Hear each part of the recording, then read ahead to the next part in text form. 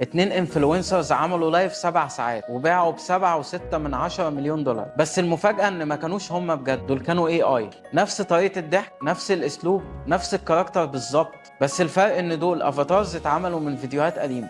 ده معناه انه مش هيتعب، مش هياخد بريك نادرا لو غلط، وكمان يقدر يتكلم اي لغة في ثواني. والاغرب ان الافاتار باع اكتر من البني ادمين في نفس نوع اللايف من كام اسبوع بس. يعني كده دور الانفلونسر انتهى؟ الحقيقة ان لا، احنا بس محتاجين نعيد تعريف كلمة انفلونسر من الاول. القيمة اهم من اللي بيقدمها، مش كل حاجة بشرية بتبقى مقدسة.